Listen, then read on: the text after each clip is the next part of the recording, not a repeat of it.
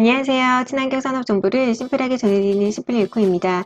이번 영상에서는 지난 주말 열린 버크셔 해서웨이의 2023년 주주총회에서 나온 여러 워런 버핏의 전기차 시장에 대한 의견, 그리고 비아디 추가 매도 소식까지 정리해드립니다.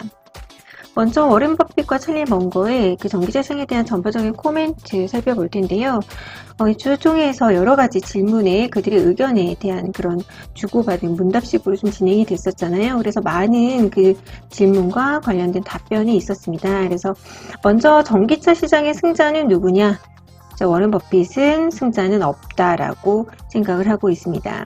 이렇게 살펴보면 EV 시장에 승자는 없다. 빠르게 성장하는 시장임에는 틀림없지만 누가 이 시장을 장악할 것인지는 매우 불확실하다라고 하면서 uncertainty라고 했고요. 그렇기 때문에 투자가 입장에서는 어느 주식에 투자를 해야 되는지 굉장히 어렵다라고 보고 있습니다. 여기 또 조금 더 설명해 드리면 소비자들은 전기차 시장 그리고 자율주행 시장에서 굉장히 아직은 초기 그 적응 단계이고 이 시장이 매우 빠르게 성장할 것임은 분명하다라고는 보고 있어요. 하지만 그 시장에서 누가 승자가 될지 누가 지배력을 가질지는 불확실하다라고 보기 때문에 워렌 버핏과 찰리 먼거는 자동차 시장에 대해서는 투자를 아주 매력적으로 생각하는 섹터는 아닙니다. 그래서 지금 투자하고 있는 비아디도 추가 매도를 했고요. 그래서 도대체 그 전기차 시장의 그 점유율, 경쟁력이 어떻게 진행이 되고 있길래 워렌 버핏과 찰리 먼거가 이렇게 의견을 주고받았는지 조금 자료를 찾아보았는데요. 야후 파이낸스 기사에 실린 그래프인데요. 이 그래프가 미국 내 EV 브랜드들의 그 점유율을 한눈에 볼 수 있는 그런 그래프여서 가지고 와봤습니다.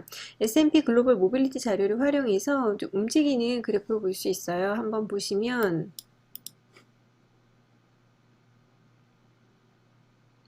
최근 1년 동안 각 월별 전기차 브랜드들의 점유율들이 어떻게 움직이고 있는지 보실 수 있는데요.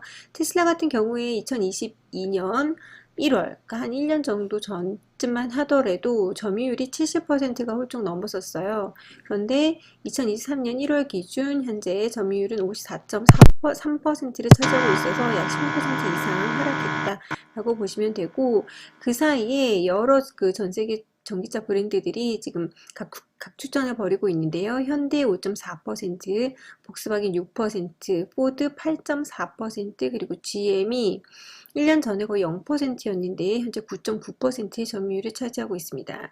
그래서 워런 버핏 같은 경우에는 이 같은 미국 내 전기차 시장 브랜드들의 그 점유율 경쟁이 앞으로 더욱더 심화될 것이다 라고 보고 있어서 그걸 보여줄 수 있는 그래프로 생각돼서 좀 인용을 해 보았습니다.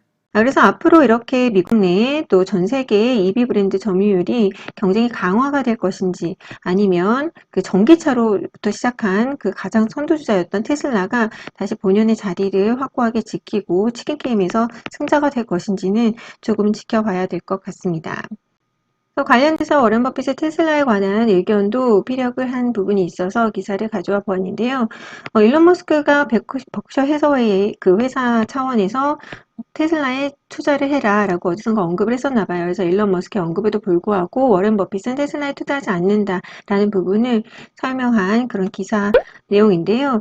일론 머스크의 그 능력, 개인적인 능력, 특히 그 불가능한 것을 해결하기 위한 그의 헌신은 정말 존경할 만하다라고 우선 말을 했어요. 하지만 마찬가지 그 맥락에서 EV 자동차 시장 자체가 어떤 그 EV 제조업체가 지배적인 위치를 차지할 수 있을지 매우 다우트풀하다, 의심스럽다. 그래서 나는 전기차 시장에는 투자가 꺼려진다라고 의견을 피력을 했습니다. 그래서 현재 테슬라에는 투자를 한 적이 없고요. 지금 비아디 주식에만 투자를 하고 있었는데 비아디를 추가 매도했습니다.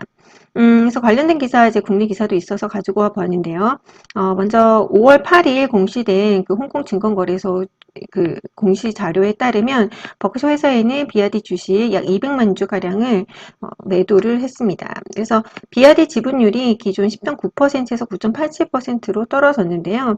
사실 버크셔는 2008년부터 비아디에 굉장히 초기 시장에서 투자를 했었고 이미 지난해 5차례에 걸쳐서 매도를 했습니다. 그래서 제가 그 5번째 대량 매도에 관한 영상을 11월 달에 올렸었는데 그때 그 매도하기 전에는 비아디 전체 주식의 약 20.9%를 버크셔 해서웨이가 보유를 하고 있었어요. 근데 이제 5자리 추가 매도와 대량 매도와 이번에 추가 매도를 통해서 현재 버크셔 해서웨이는 비아디 주식의 9.87% 지분율을 보유하고 있습니다.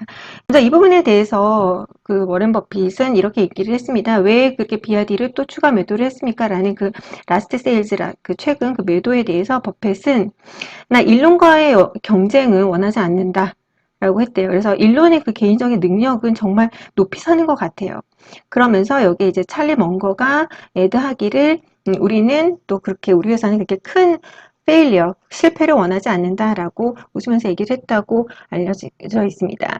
그러면서 동시에 앞에서 나온 그 의견과 같은 맥락을 또 말하고 있는데요. 자동차 산업에 큰 변화가 있고 또 전기차 시장이 성장을 하겠지만 그렇다고 우리는 누구도 이 시장을 지배할 것으로 보지 않는다라고 했고요. 여기에 이제 찰리 먼거는 덧붙여서 찰리 먼거와 여기에 또 덧붙여서 워렌 버핏과 찰리는 이제 자동차 산업은 너무나 투자하기 어렵다, 너무 터프하다라고 본다고 해요. 글로벌 경쟁자가 너무 많고 또 그들이 사라지지 않는다.